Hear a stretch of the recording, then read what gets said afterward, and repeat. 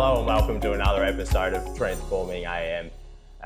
Today we're talking about one of the biggest topics in asset management, and that's organisational barriers and silos. And there's no better guest to discuss this topic than Dr. Meg Hooper.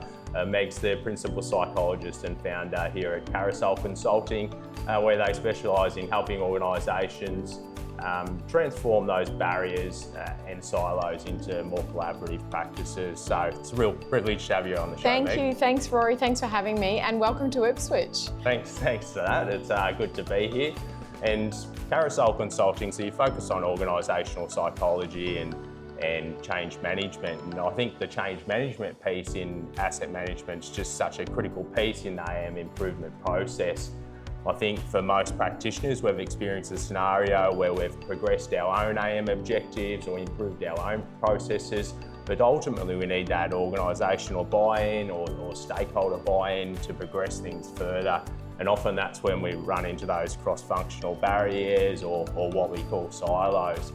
And they can be really quite hindering and quite impactful on our businesses, can't they? Yeah, that's absolutely right. And one of the reasons we love working with asset-intense organisations and asset management in particular is because it's so complex, and we have to accept now that asset management is no longer a technical discipline. Yes, there's a technical component, but now we have to think of it as an enterprise discipline, because if we're going to realise the benefits of asset management for our assets, then we need perspectives from across the business, and we need buy-in, as you said, from across the business.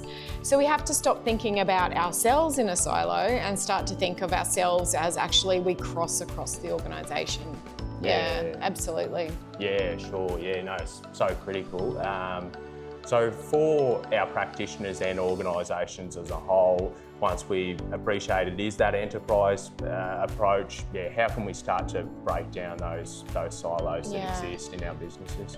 I think the first thing is to just really be aware that that implementation is the name of the game now. So if we are going to be building frameworks, if we're going to be building strategic asset management plans, whatever they might be, implementation is now the name of the game.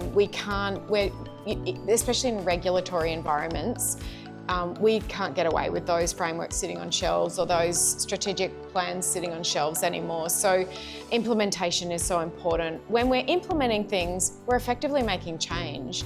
And if we're making change from an enterprise point of view, it means that we're making change not just in our own backyard, but we're making change in other people's backyards. And we're coming up against other people's processes and other people's priorities.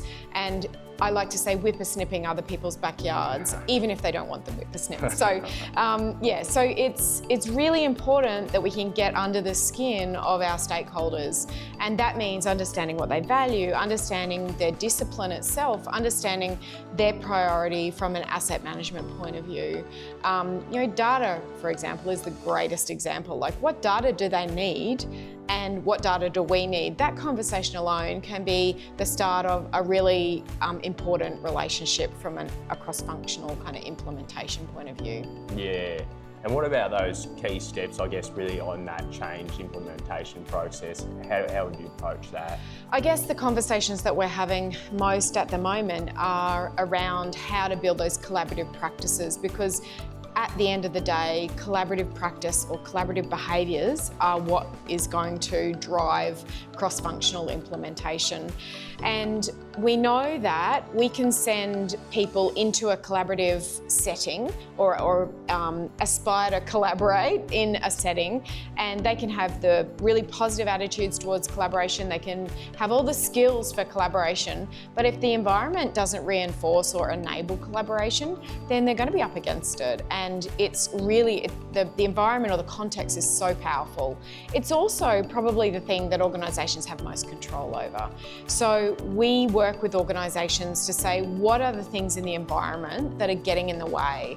One of the most common that we've been working with, and it comes to the top of my mind at the moment because it's a common thing at the moment, is when we use reporting to try and improve practices in an asset management sense, but the report itself becomes a weapon. And so it becomes a way of pointing fingers or telling people how terribly they're doing. that in and of itself inadvertently then creates barriers to collaboration. People are so much less likely to collaborate under those settings than they are in ways that we use reporting to improve things and to look for root cause and problem solve together, just as an example. Yeah, sure.